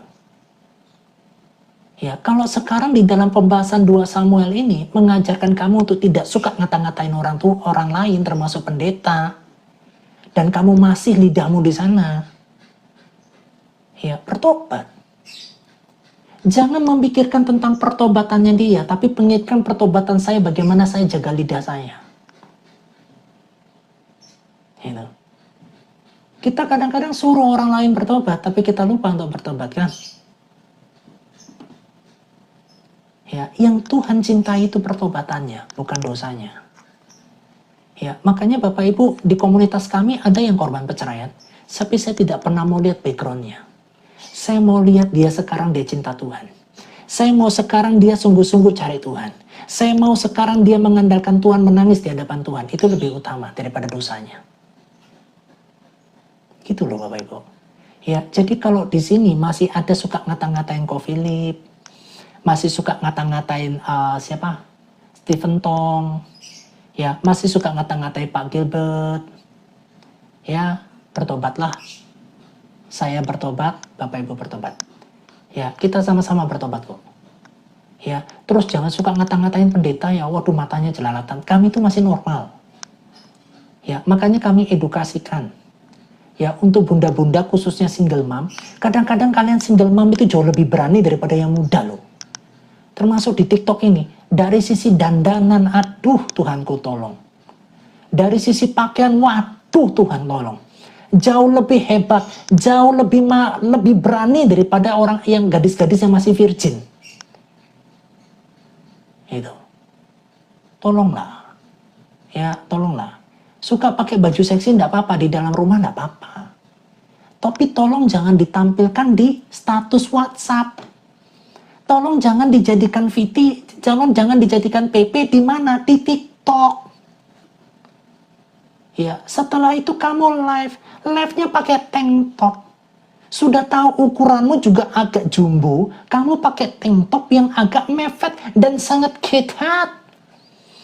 Ya, bagaimana kita nggak melihat? Ya, akhirnya saya masuk melihat, saya mandek dulu 5 menit di situ. Tiba-tiba saya sadar, saya lewat. Tapi kan 5 menit saya sudah mandek di situ. Gitu loh. Waduh, kena nih. Waduh, sorry, saya bukan nyindir. Tetapi saya mau nyampaikan apa isi hati Tuhan aja. Ini bunda-bunda mohon maaf ya, single mom, saya nggak bermaksud nyindir ya. Saya nggak bermaksud nyindir ya. Serius, bener. Dalam nama Yesus saya nggak bermaksud nyindir. Tolonglah. Gitu. Terus nyanyi. Ku mau selalu bersyukur. Waduh, ini rambut yang ada di sini nih kelihatan ini. Bubur keteknya tuh kemana-mana. Astaga Tuhanku, tolong. Ya, kami nggak fokus dengan suaramu, tapi kami fokus dengan inimu yang sampai ke sini. Gitu loh. Tank topan lagi. Sudah tank topan, pakai tank topan ada kayak apa tuh ya? Kayak apa sih? Penutup gitu. Panas. Aduh. Pundaknya ke sini kelihatan sampai sini. Aduh Tuhan, tolong. Tolonglah gitu loh. Daud aja bisa gagal kok. apalagi pendeta. Daud yang sudah nyanyi, Tuhan adalah gembalaku, takkan kekurangan aku. Aduh, bagus banget itu Bodi. Dia mengetingkan daku. Aduh, kok putih sekali ya Tuhan. Nggak jadi nyanyi. Lihat ke kanan, lihat ke bawah, dari atas lihat ke bawah ada yang mandi. Gitu loh Bapak Ibu. Ya tolonglah kita ya, semuanya ya tolong ya. Ya, tolonglah pendeta-pendetamu yang ada di sana ya. Tegurlah anak-anak gadis muda itu menggunakan pakaian yang jauh lebih baik. Ya, jangan nanti suka ini loh. Kenapa ya? Saya heran ya. Anak-anak sekarang, anak muda sekarang suka pakai baju transparan tuh kenapa sih? Ya, transparan, sininya ketutup. Ya, bagian gundukannya tuh tertutup, tapi kan udelnya kelihatan. Karena ininya kan transparan. Gitu loh. Nah, jadi hati-hati ya tentang baju-baju fashion-fashion sekarang yang suka menelanjangi perempuan itu sendiri gitu loh. Ya, banyak baju kurang bahan lah. Ya, kita tuh pergi ke rumah Tuhan. Ya, nggak cukup kain, betul. Ya, kita tuh datang ke rumah Tuhan itu bukan menunjukkan stylistnya kita. Tetapi kamu rapi datang dengan hormat kepada Tuhan. Saya mau tanya ya, buat gadis-gadis muda single-single mom. Kamu ketemu sama Pak Jokowi belahan dada rendah sampai begini, baju transparan? Berani? Ini baru Pak Presiden Jokowi kamu temui. Ini kamu datang ke hadirat Tuhan loh. Pencipta langit dan bumi loh. Bagaimana cara kamu berdandan? Ini pria-pria juga sama nih. Ini untuk bapak-bapak. Pak, saya tahu Pak, pentolanmu di sini tuh kayak bola voli Pak. Pentolan yang di sini itu bola voli. Baju kok ngatat, kok ngepres Pak. Bidangmu keluar Pak. Ya, bukan nggak boleh Pak. Ya, tapi kadang-kadang di dalam gereja Pak, ada yang begindang, kepingin bertobat Pak. Yang begindang kepingin bertobat, lihat Bapak, yang ininya power, ototnya kayak bola voli begini. Nggak jadi tobat Pak. Lihat tubuhmu Pak. Ngepres begitu. Baju juga ngepres. Badan dari pinggang ke atas gede, dari perut sampai ke bawah slim. Ya, jangan bilang di gereja nggak ada begindang, Pak. Ya, begindang ke begindang juga kepingin bertobat, Pak. Lihat kamu terpukau. Sama seperti kita laki-laki lihat perempuan cantik, Pak. Begindang tuh begitu. Lihat kamu udah terpikau gitu loh. Jadi yang biasa saja, yang nggak terlalu ngepres, yang apa gitu. Heran gitu. Ya, nggak usah celana itu ngepres banget di body begitu loh. Ini kenapa bapak-bapak kok juga suka baju pakai kayak gitu? Nah, terus kalau misalnya datang ke gereja, jangan pakai baju seolah-olah kamu baju nge-gym. Ya, janganlah. Ya, bertobat kita ini semua. Ya, ini bukan saya ngurusin Bapak Ibu, tapi firman Tuhan di kitab Samuel ini ngajarin. Ya, Daud bisa jatuh. Kita semua bisa jatuh. Ya, tetapi kasih karunia Allah ini adalah berkat. Shalom, Kak Yeni, shalom. Ya, nah makanya Bapak Ibu saya sampaikan firman Tuhan biarkanlah mengajar, menyatakan kesalahan, perbaiki kelakuan, hidup dalam pertobatan sudah. Ya, nah pembahasan per pasal di dalam kitab 2 Samuel itu serutut narasi kitab 2 Samuel, kejayaan, kejatuhan, pemberontakan dan penutup. Kejayaan, Daud tidak pernah kalah perang. Kejatuhan gara-gara ngintip orang mandi. Bukan ngintip sih ya. Kalau ngintip itu kan sembunyi-sembunyi. Ini enggak terang-terangan. Waduh. Gitu. Makanya Bapak Ibu, makanya ya saya kasih tahu ya, Presiden Soekarno kita ini matanya juga suka keindahan. Dia bangun di Tampak Siring tuh istana kerajaan. Di bawahnya Tampak Siring itu, siapa yang pernah ke Tampak Siring? Itu tempat perempuan mandi di sana. Ya. Makanya istrinya Bung Karno itu istrinya banyak. Istananya Tampak Siring di atas. Itu dari atas itu bisa ngelihat perempuan mandi itu. Ya, shalom mewah, shalom. Ya, Bung Karno pun juga kalah. Akhirnya banyak juga istrinya. Daud pun juga sama, Bapak Ibu. Ya, hati-hati. Kita harus bertobat. Ya, inilah yang maksudnya dari 2 Samuel itu berbicara tentang kejayaannya, masa perangnya Daud, kejatuhannya Daud, pemberontakan daripada anaknya Daud dan penutup. Ya, pasal 1 sampai 4, Daud menjadi raja atas Yehuda, berisi ratapan Daud atas Saul dan Yonatan serta konflik panjang perang saudara antara keluarga Daud dan keluarga Saul. Itu 2 Samuel pasal 1 sampai 4. Pasal yang kelima, penyatuan Israel dan penaklukan Yerusalem. Seluruh suku Israel mengangkat Daud menjadi raja, lalu Daud merebut benteng Yerusalem dan menjadikannya kota Daud. Pasal 6 sampai 7, tabut perjanjian dan perjanjian Daud. Daud membawa tabut ke Yerusalem. Allah menolak rencana Daud membangun bait suci, namun justru mengikat perjanjian kekal dan dinasti Daud. Sebelum Daud jatuh, sudah buat perjanjian. Ya, Daud jatuh, perjanjiannya tidak dibatalkan sama Tuhan. Ya, pasal 8 sampai 10 itu puncak kekuatan militer. Rangkaian penaklukan bangsa-bangsa di sekitar Israel seperti Filistin, Moab, Aram, Amon. Dan kebaikan Daud kepada Mephiboset keturunan Saul. Nah, yang pasal 11 sampai 20 itu berbicara tentang kejatuhan sang raja. Ya, skandal Daud dengan Batseba dan pembunuhan Uria, Nabi Nathan menegur Daud, Daud bertobat, namun hukuman tetap dijatuhkan. Allah kita tegas ya. Pasal 13 sampai 14, tragedi keluarga, pemerkosaan Tamar oleh Amnon dan pembunuhan Amnon oleh Absalom. Pasal 15 ayat 18, pemberontakan Absalom. Absalom merebut tahta Daud. Ya, merebut tahta, Daud lari dari Yerusalem, berakhir dengan kematian tragis Absalom di pertempuran. Pasal 19 sampai 20 kembali ke tahta. Daud kembali menjadi raja, diwarnai pemberontakan kecil oleh Seba yang berhasil ditumpas. Ya, itu pasal by pasalnya kitab 2 Samuel. Struktur non-kronologisnya, 4 pasal terakhir bukanlah kelanjutan cerita, melainkan kumpulan dokumen dan peristiwa penting yang merangkum masa pemerintahan Daud secara tematik, disusun secara simetris atau klasik. Pasal 21 dan 24, bencana kelaparan karena Saul dan wabah penyakit akibat sensus Daud. Ya, ini struktur non-kronologisnya. Nah, nyanyian dan pahlawan, ternyata juga ada nyanyian di dalam kitab Samuel ini. Ya, pasal 21 ayat 15 sampai 22 dan pasal 23 ayat 8 sampai 39, eksploitasi militer dan nama-nama para pahlawan utama Daud yang membantunya membangun kerajaan. Ya, pahlawan-pahlawannya. Pasal 22 dan 23 ayat 1 sampai 7, nyanyian syukur Daud mirip Mazmur 18. Dan perkataan terakhir, Daud yang merenungkan kesetiaan Allah. Pasal 24, Bapak Ibu, pembelian tempat pengirikan Arauna yang menjadi lokasi berdirinya bait suci Salomo.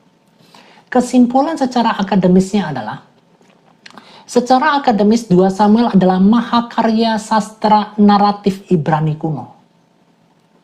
Ya, luar biasa ini.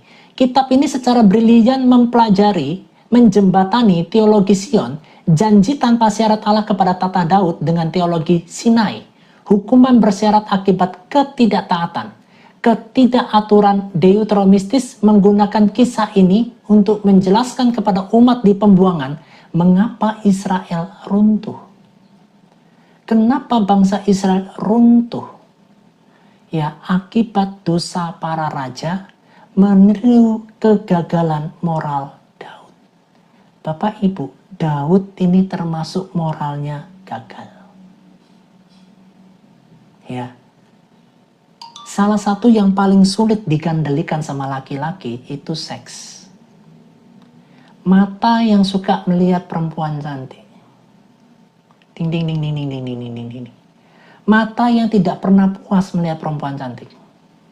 Ya, makanya Bapak Ibu saya berdoa ya, tolong doakan saya juga.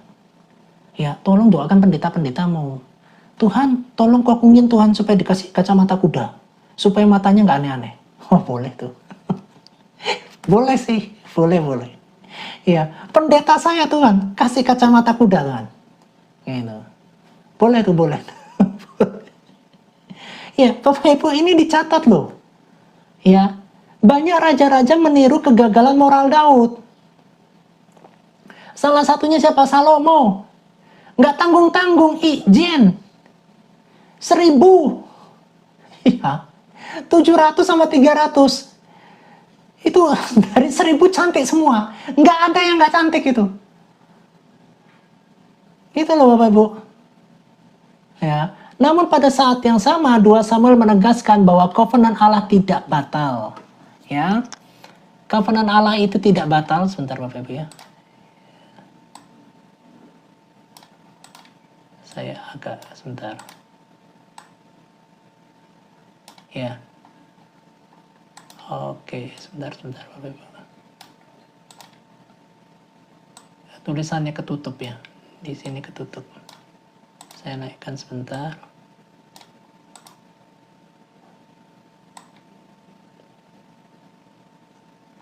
Oh.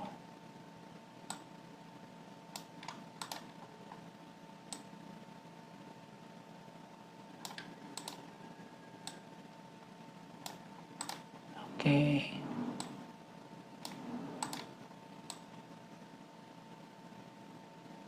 Nah ini. Namun pada saat yang sama 2 Samuel menegaskan Bapak Ibu, menegaskan bahwa covenant Allah tidak batal, meletakkan dasar teologis yang kuat bagi lahirnya pengharapan mesianik. Itu dia. Ya, kita lanjut yang terakhir. Korintus. Oke. Ya, oke. Itu dia yang terakhir Bapak Ibu ya, tentang pembahasan kitab 2 Samuel. Bapak Ibu menarik kan? Ya, menarik kan Bapak Ibu? Kita bahas kesimpulan pasal demi kesimpulan dari setiap kitab yang ada. Sangat menarik sekali kan? Ya, besok kita masuk ke dalam kitab apa ya? Hari Jumat, sebentar. Dari setelah 2 Samuel apa ini? Sebentar saya lihat Alkitab saya. 1 Raja-Raja. Ya, kita akan membahas kitab 1 Raja-Raja, kita membahas 2 Raja-Raja dan seterusnya. Ya, bagi Bapak Ibu yang ketinggalan tentang pembahasan Alkitab ini, setiap kitab-kitab yang ada, nanti cari di YouTube saya ya. Ya. Nah, oke, ada yang mau naik, silakan. Ini yang naik bukan kepencet kan? Ya.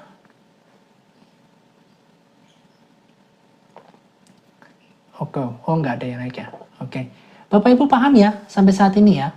Nah, Bapak Ibu silakan, ada yang mau bertanya. Moderator saya mau naik juga boleh. Ya, Pak Erik, Tuhan Yesus memberkati ya.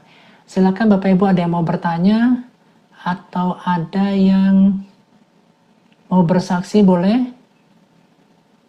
Ya, kita sudah selesai di dalam kitab 2 Samuel kita ya. Sebentar. Oke. Sambil menunggu kita dengarkan lagu ini dulu ya. Oh ya Bapak Ibu, saya mengundang ya Bapak Ibu, kalau belum punya persekutuan, tidak punya komsel, saya mengundang Bapak Ibu untuk bisa bergabung di grup Heaven Ministry. Ya, di grup Heaven Ministry pertama begini. Oh naik. Oh ya, silakan naik. Oh, mana dia? Oke.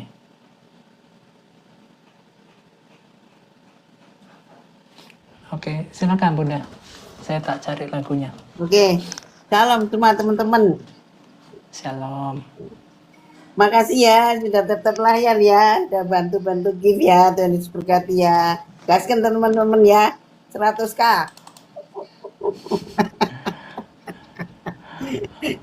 Ya, apa yang dibicarakan Koko ya teman-teman, kalau mau bergabung sama komunitas kita bersama Koko Family ya, Family Heaven Ministry ini kayak aku punya logo ini teman-teman ya. Aku sama Koko sama teman-teman yang di sini ya. Kalau mau bergabung boleh DM saya ya.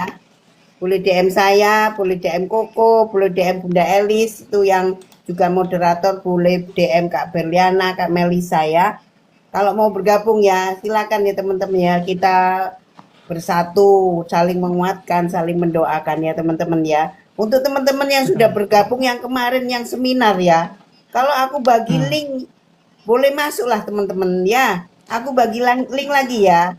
Kalau jam 7 minimal jam 7 seperempat lah, 1,5 jam lah teman-teman ya. Kalau pas curhat, ada kesaksian, ada firman Tuhan. Asik-asik teman-teman. Cobalah ikut sekali-sekali ya. Yang sudah ikut seminar kemarin loh ya, gabung ya. Nanti aku kirim linknya ya. Oke teman-teman ya, Cece Sinta boleh DM saya ya, nanti gabung ke tempatnya Koko ini ya, komunitas kita ya, Family Heaven Ministry. Oke ya teman-teman, terima kasih semua ya. Sudah dipakai Kak Koko? Iya, sudah dipakai. Yang ini, jadi khusus live ini. Makasih ya teman-teman ya yang sudah menabur Terima untuk kasih. buku ya. Makasih ya. Terima kasih DM-nya. banyak loh. Oh ya, nanti masa aku nggak pernah privat loh. Aku follow ya. Oke. Oh, justru Eric Martin ini yang di privat. Aku nggak bisa follow. Kak Eric Martin yang di privat aku nggak bisa follow. Kalau aku nggak pernah privat ya. Sudah aku ya, nggak bisa. Oh iya, karena punya kakak ini di privat. Privat. Oke, saya buka. Ya gitu. Nah, makanya teman-teman juga kadang aku nggak pernah privat teman-teman ya. Buat apa di privat juga ya? Oke, makasih ya. Nanti aku sudah aku follow ya. Nanti follow back ya. Terus apalagi untuk teman-teman yang sudah menabur untuk berkatnya untuk HP-nya Koko, terima kasih semua ya teman-teman ya. Tuhan Yesus yang mengembalikan berlipat kali ganda, dan apapun yang dikerjakan teman-teman, apapun yang dilakukan dibuat Tuhan Yesus berhasil selama tidak bertentangan dengan firman Tuhan ya teman-teman ya. Terima kasih ya teman-teman ya. Tuhan Yesus berkati ya. Oke, lanjut. Ya. Teman-teman, saya mau ucapkan terima kasih banyak buat HP yang sekarang saya pakai ini, taburan dari teman-teman semua. Ya, jadi saya lebih maksimal karena satu hari ini bisa ngecas 3 kali. Ya, kemarin saya ngecas itu 2 kali karena saya masuk sekolah STT jam 5 sore sampai jam 10 malam. Gitu. Wah, ini panasnya minta ampun. Gitu, padahal juga baru ini, belum ada sampai 6 bulan, belum ada sampai. Iya, ini yang Infinix. Infinix. Iya, itu berapa baterainya Koko? 6.000. 6.000? 6. Oh, selisih 1.000 ya berarti ya? Ya, selisih 1.000. Tapi luar biasa gitu loh. Makanya saya agak makanya banyak aplikasi yang tak kurangin di sini supaya nggak beratin. Iya benar Koko. Gitu. Yang nggak pakai tuh dihapus aja Koko. Dihapus betul. Gitu. Makanya saya mengucapkan terima kasih banget. Koko, betul, harus dihapus, jangan dibiarin karena memang berat di situ nanti. Berat makanya. Nah, semenjak ini 2 hari ini saya pakai ini lumayan, saya sudah ngurangin ini banyak. Amen. Gitu. Jadi untuk live semuanya ada di sini. Terima kasih luar biasa Bapak Ibu buat taburannya. Tuhan itu nggak pernah tutup mata. Dan saya juga berharap Bapak Ibu pertumbuhan rohani Bapak Ibu di atas segala-galanya ya. Kami tidak berfokus kepada gereja. Kalian cari sendiri gereja, kalian sendiri cari sendiri. Ya, doa saja cari sendiri jadi berkat di sana. Kita nggak fokuskan kalian ke gereja mana, nggak ada. Ya, saya hanya mau bersatu dalam tubuh Kristus, itu aja. Ya, termasuk teman-teman kita dari Katolik. Haleluya. Oke, kita dengarkan satu lagu ya, Bunda ya. Oke, guys. Haleluya.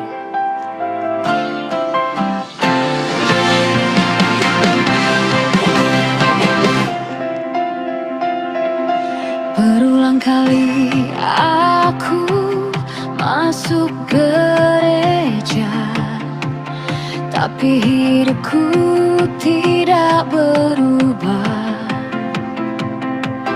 Berulang kali aku melayani, tapi hidupku tidak berbuah.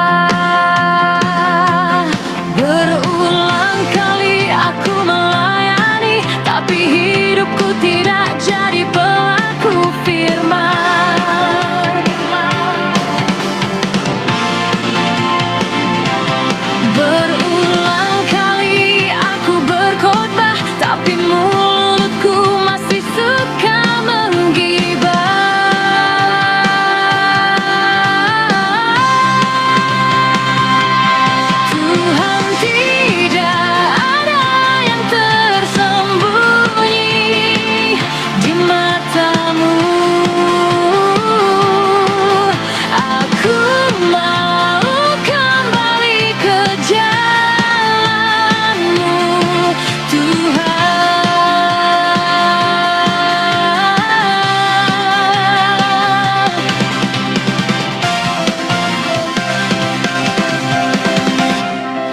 Apa artinya aku melayani?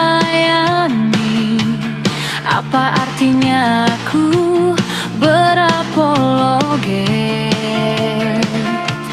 kalau ternyata yang ku layani bukan Engkau Tuhan, tapi egoku Tuhan. Hakimi aku Tuhan, sadarkan aku Tuhan, lembutkan hatiku yang masih keras ini. Oh Tuhan, aku mau hidup kudus, aku mau kembali kepada esensiku mengikutimu Tuhan, serupa denganmu. Terima kasih Tuhan Yesus. Murnikan aku Tuhan, biarkan hidupku selalu menyenangkanmu dalam pelayananku Tuhan. Apa artinya aku melayani kalau Kau tidak disenangkan dalam pelayanku